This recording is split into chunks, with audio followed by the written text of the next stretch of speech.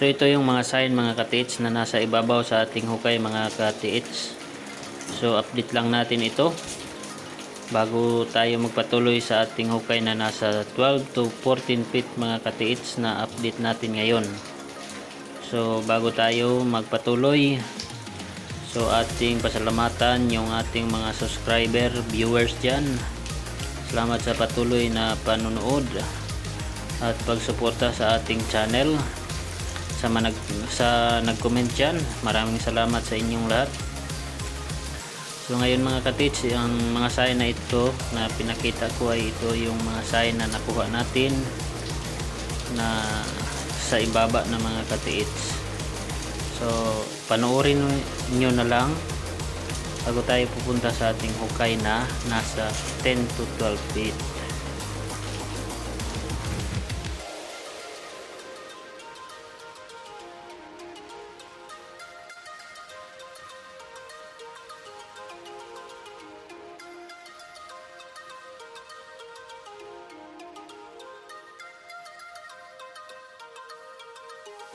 So ngayon mga ka-TH, nandito na tayo sa ating hukay na nasa 12 feet. So atin ito i-update sa inyo mga ka-TH dahil sa patuloy ninyong pagsuporta, pagsubaybay, pag-subscribe sa ating channel. Sana patuloy din kayong mag-subscribe yung mga viewers natin yan para ma-updated kayo sa susunod pa na mga video. So ngayon mga ka-TH, update natin yung ating hukay na nasa 12 feet. Kung anong mga indicator ang ating nakuha.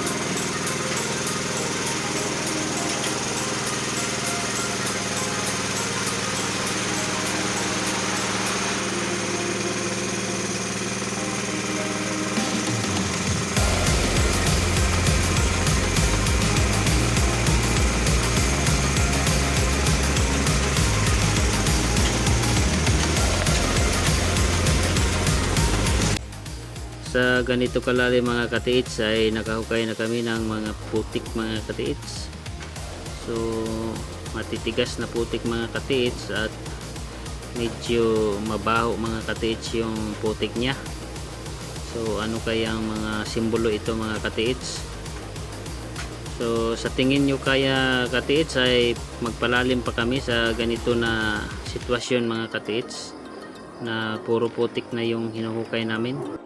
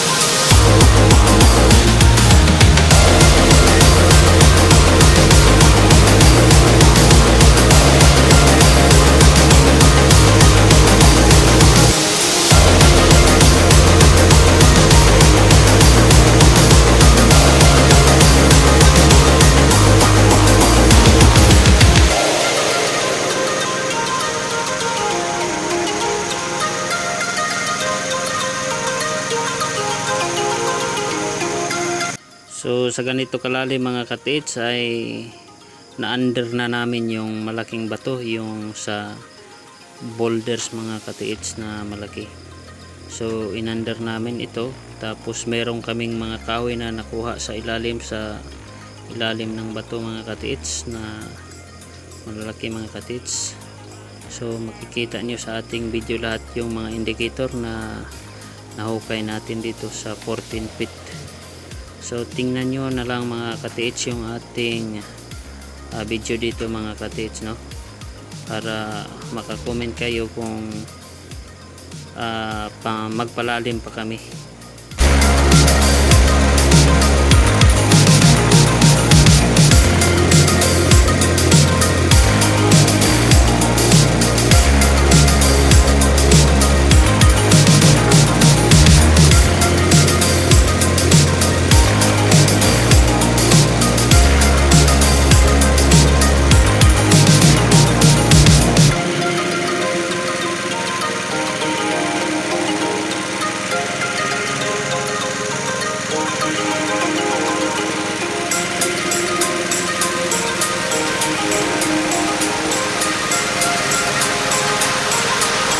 So ngayon mga katits, ito yung nahukay natin na putik sa ilalim ng bato. So yung bato mga katits ay malaki talaga, kasi yun ang sinasabi ng sign, under the big rock. So narating na natin yung big rock mga katits na sinasabi ng sign. So ito namang kahoy mga katits na nakahalo sa putik mga katits, na mabaho mga katits na mga putik. So ito yung sinasabi sa ating mga nag-comment na iba mga katits, na baka daw tae lang makuha natin doon sa ilalim. So ito na mga katits, yung mga baser dyan na nagsabi na tae lang makuha natin. So ito yung matibay sa ating paghuhukay dito mga katits, na hindi talaga natin iiwanan itong hukay natin kung hindi natin ito makuha. So patuloy lang tayo mga katits, no? So patuloy lang kayong manonood, mag-subscribe sa ating channel para ma-updated kayo sa lahat na mga video natin.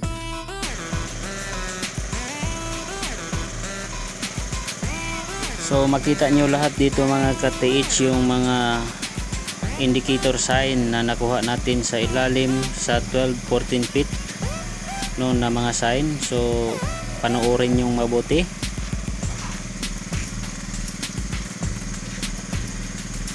Mag-comment lang mga katits sa comment section sa ating YouTube channel kung ito ba'y magpalalim pa tayo sa ating hukay. So mag-comment lang kayo mga katits kung anong opinion nyo sa ating hukay mga katits para mabasa natin.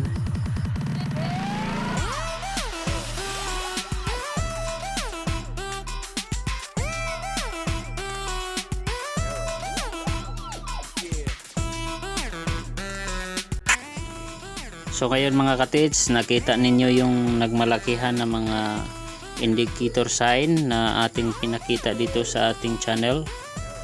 So yung hindi pa nakasubscribe sa ating channel, yung mga viewers natin dyan, so mag-subscribe na kayo para ma-update kayo sa mga susunod pa natin na i-upload hanggang matapos itong hukay natin dito mga katits.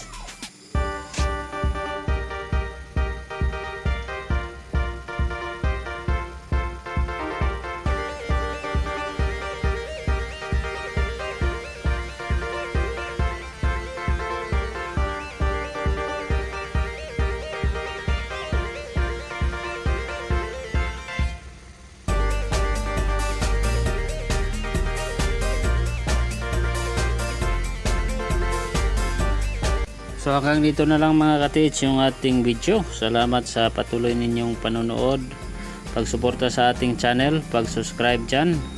Maraming salamat sa inyo.